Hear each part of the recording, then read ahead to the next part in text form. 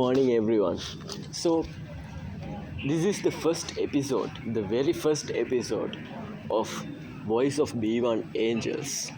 You know, we did have not a very good plan at all when we are shooting this, but I want to do this so badly. So here I want to introduce our guest, the district vice president of Leo District 306B1 for the fiscal year 2020-21. District Vice President Leo Minoli Pereira. Hello, Leo Minoli Pereira. Hi. So basically, I wanted to do some questions in Sinhala because it will embrace. Actually, I don't know Sinhala, but I learned Sinhala to do this, and I hope that this will reflect yourself, reflect your words, own words. If you embrace your thoughts in your own mother tongue, it will be better. So the first question is, ස්ත්‍රී පුරුෂ භේදය පිළිබඳ කෙටළු ආරම්භ වේ ඔබ සිතන්නේ කොතනින්ද? Mix පාසලයිද නැත්තම් සේවා ස්ථානයක්ද නැත්තම් පවුලක්ද? මෙහි ආරම්භක ස්ථානය කුමක්ද? හරි. thank you Myron. මාව මේ වගේ ප්‍රෝග්‍රෑම් එකකට ඉන්වයිට් කරාට. විශේෂයෙන්ම B1 district එකෙන් මම හිතන්නේ කරන පළවෙනි මේ ප්‍රෝග්‍රෑම් එක ඩිස්කෂන් එක මම හිතනවා අහන ක්වෙස්චන් එකත් එක්ක ප්‍රශ්නයත් එක්ක මට හොඳ ආන්සර් එකක් දෙන්න පුළුවන්. ඔයාගේ ඉස්සෙල්ලාම ප්‍රශ්න වෙන්නේ ස්ත්‍රී පුරුෂ සමාජභාවය ගැන. හැබැයි මම කැමති ඉස්සෙල්ලාම කියන්නේ ස්ත්‍රී පුරුෂ ලිංගිකත්වය කියන්නේ මොකක්ද කියලා. ස්ත්‍රී පුරුෂය වශයෙන් ලිංගික බෙදීම සමාජය තුලට ගියාම තමයි ස්ත්‍රී පුරුෂ සමාජභාවය ඇති වෙන්නේ. ඒ කියන්නේ ඒ වෙනස, ඒ ගැටලු ඇති වෙන්නේ ස්ත්‍රී පුරුෂය වශයෙන් ඒ සමාජය තුල අර ලිංගික වෙනස් වීම හේතු කොටගෙන. එතකොට මම හිතනවා ඉස්සෙල්ලාම අපි ස්ත්‍රී පුරුෂ සමාජභාවයේ ගැටලු ආරම්භක වෙන්නේ පවුල තුලින්.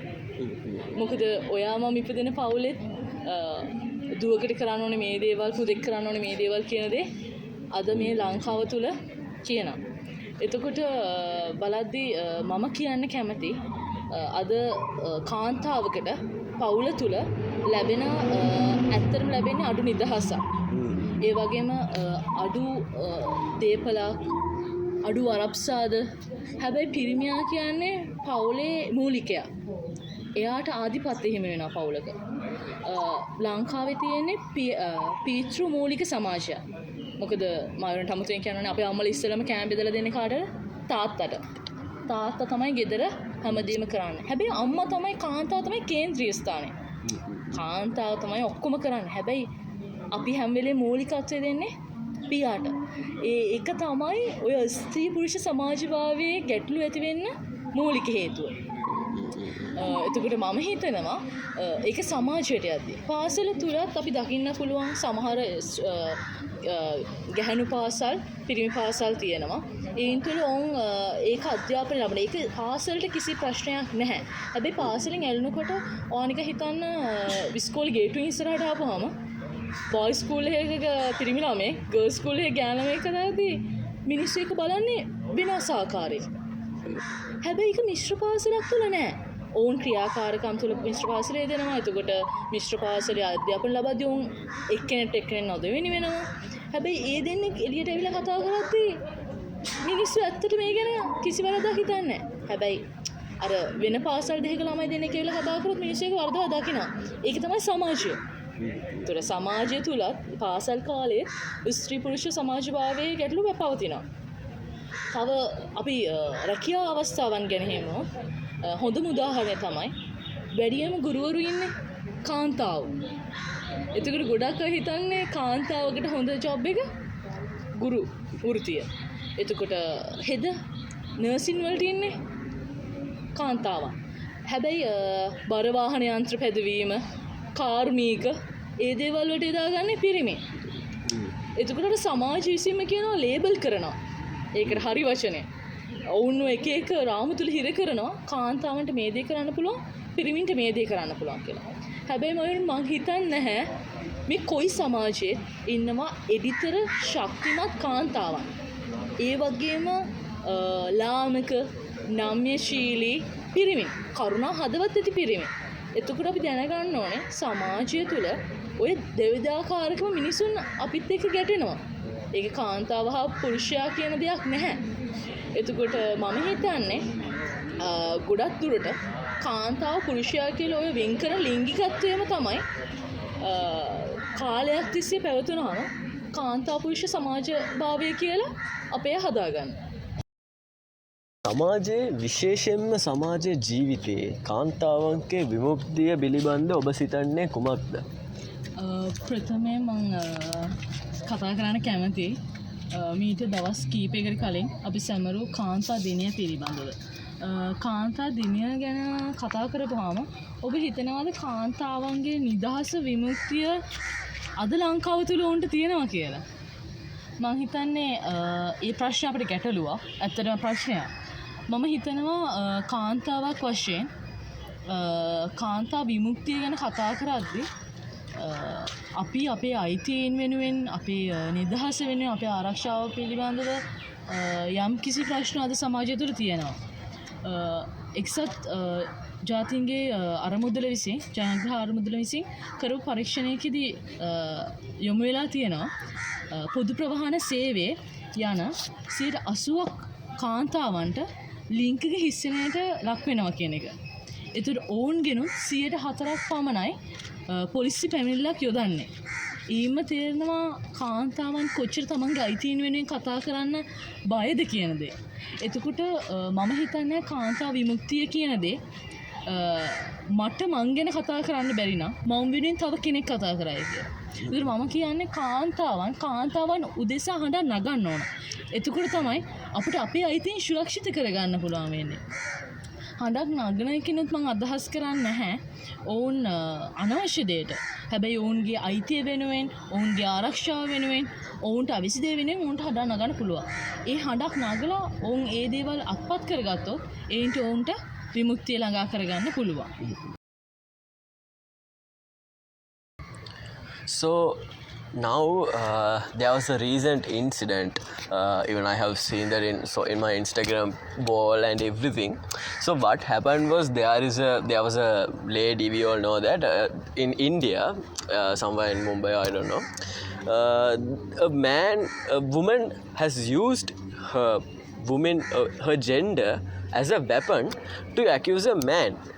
The same thing happened to Princess Diana, but that was a different story. But their man had accused the woman using his gender as a weapon. Now, same scenario after about 20 years or something. Right now, woman has used her gender as a weapon to seek attention or like to cry in front of others. The same thing man is doing as well. When both are doing this, I'm not being gender like a accusing discriminate. Yeah, I'm not being discriminate, but I'm being I just want to reflect this question. But say both are doing same. They are using their gender as a weapon to seek attention and everything. What do you think of that? I mean, how to reduce this, and what do you think about those people? Why are they doing this actually?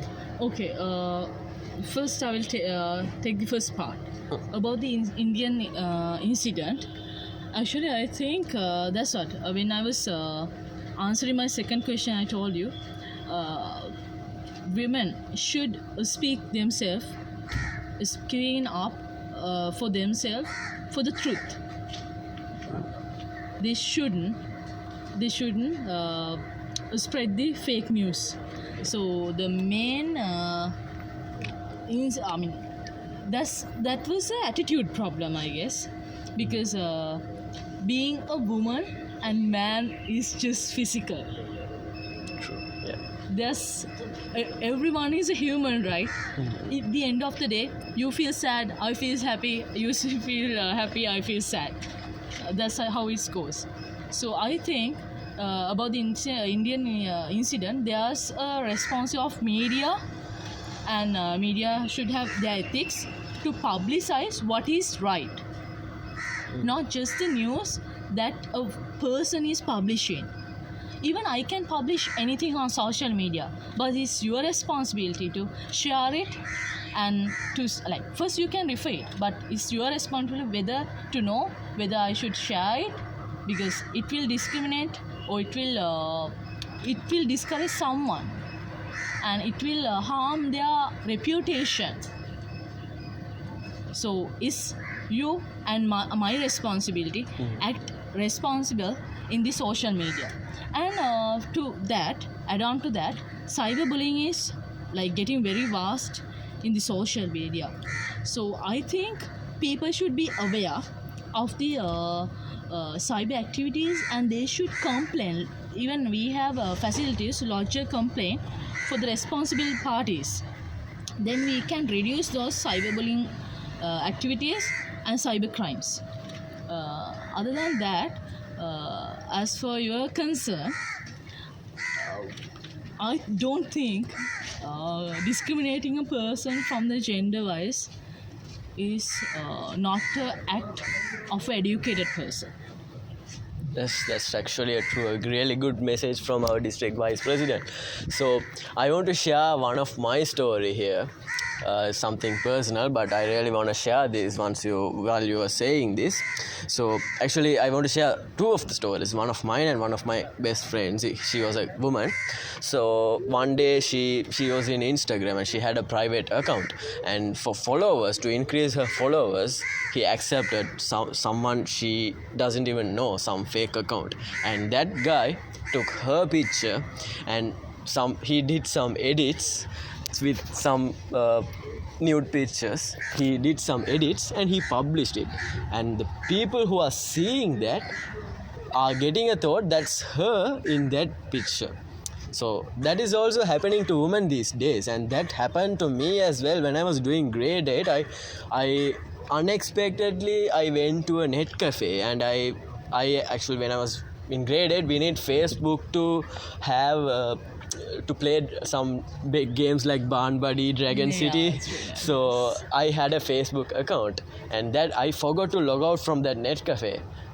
That's actually my fault as well. But that guy, I don't know who is it a man or woman, but that guy posts some nude pictures as a profile picture in my account. This was happened when I was doing grade 8, and I faced so many things when I was as a kid itself. Even my parents supported me those times, but that was a cyberbullying too. This is happening both man and to woman, as my friend. Yeah. What do you think of that in these things? Why are these people doing this? Actually, who is doing this? A man or woman? Whoever doing this? What are you expecting about that? My answer is like this. We'll talk about when you told that he has edited pictures. There are some private videos that are sharing from the people of the person, friends of the person. That's what society do. So what my advice is to, you can enjoy things by seeing by yourself, but you are responsible not to share it with anyone else, because you should respect someone's privacy. And I don't think people will gain anything from sharing something nude. That's just your personal enjoyment, right? And for the other question, when having those cyberbullying and cyber crimes, those fake accounts, even girls are having fake accounts in boys' name, and boys are having fake account in girls' name. I don't think that is a necessity of the society. Actually, we have to use the social media in the correct way to give a message, or that's for the productive manner. And wasting your time or my time on Facebook, on social media to those won't help to grow anyone. That's just the mentality of some other people. So I guess to reduce those things, people should be very responsible. They should respect the privacy of others, The second thing is, if something happening, you should lodge a complaint to a responsible party. Because in Sri Lanka we have laws, and Sri Lanka we have responsible parties. So don't be scared. Just voice up yourself because you are the future of the society. Okay, so District Vice President Leo Minoli Pereira. So there is one more question. There is a question I want to ask you so badly. So now when I was saying about my best friend had this cyberbullying, and not even my best friend, so many people, even people who you are watching right now, the women, sometimes you have been faced some abusers from other people, not even men, some discriminations. You have been faced so many things. But some people, they are keeping their voices really muted. I mean, they are not speaking what to do. I mean, they don't even know sometimes what to do if something happened to them. So what do you want to say for them? They don't even say. Sometimes they won't even share with them about with the parents itself about or say their siblings. So they won't even share. So why are they not sharing those things? So do you think it is necessary to share, or what are the necessaries to not to share? What do you think about that? Okay, that's a really good question, you Myron. And I think we grown up in a cultural background that being silent, bearing things up, is the woman's type. That's the discipline that we came from. They think that's the discipline that we need to have. But the society thinks the talkative girls are ill-mannered. That happens. Even in a job place, if you talk, if you being talkative or tell your fight for your right with the senior women, they just think that me that happens, right? You and me has faced that. So I think what our family does is they are making us silent, and that's the discourage of the younger generation, because we need to voice up for us. No one gonna voice up for us. So for our rights, for our protection, for the resources that we need to enjoy, we need to voice up. And that doesn't mean we should voice up for the bad stuff. I think for the unfair treatments, we can voice up and we can make and encourage other women to speak up themselves for the women empowerment. Then only we can achieve that women liberalization. I think whoever watching this, whoever watching who has faced these abusions, is a kind message from both of us that you have to speak for your rights. You have to speak what happened to you. Okay, so now basically all the questions are over, but still there's something in my mind to ask you. So what do you think now? Now I want to ask something a bit controversial, but I still want to ask this. Now imagine some man who is doing these abusions, and some illness man, like I call it illness, so a man is there. Or a society, will take as a society, really? Okay, a society. Now they are seeing a woman smoking somewhere in public, sorry, not in public, somewhere she is smoking. People is scared and they are like, oh my god, the woman is smoking. They are giving an expression like that. And when it comes to a woman goes to a higher position, they are doing the same thing. Oh my god, the woman is a president. Oh my god, this woman is a president. Why are they scared? Why are they so amused to see a woman? Whatever they are doing, whatever a woman doing, they are amused to see that. Even is a bad thing, even if they smoking cigarette is a bad thing, even if they go to higher position is a good thing, still the society is amused to see a woman is going do whatever they do. Like for example, when the woman is smoking, woman hashtag woman smoking bad, hashtag woman smoking. When they go to a higher position, hashtag woman power, hashtag woman. Why? Whatever they're saying, as a woman, whatever they say, that phrase is coming as a woman. Why they are not having the mentality to see Things in open mindset. this woman as just as a gender? Why are they not looking a woman thing just as a gender? It's just a gender, right? It's common. Yeah. Okay, that is very related to the other question too, Myron. For answering it, that's the society we brought up in. Our mother didn't smoke, so the other woman can't smoke. That's how the men's mindset has formed. But it's a human right. They can enjoy their freedom. That's a choice. And at the end of the day, there's nothing called men and women. They are humans. Only a physical change is there. So whatever we do, we have the right to do it, but the correct thing, not everything. But the way we see things is just the background that we came up with. Someone can be see that's something very common. That's okay. Two women smoke, two women to drink.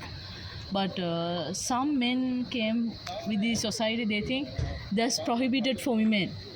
Men are only people who are drinking and smoking. And there's a kind of women, they think men only do the all the hard work.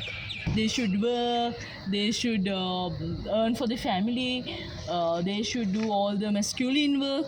But it's not true, right?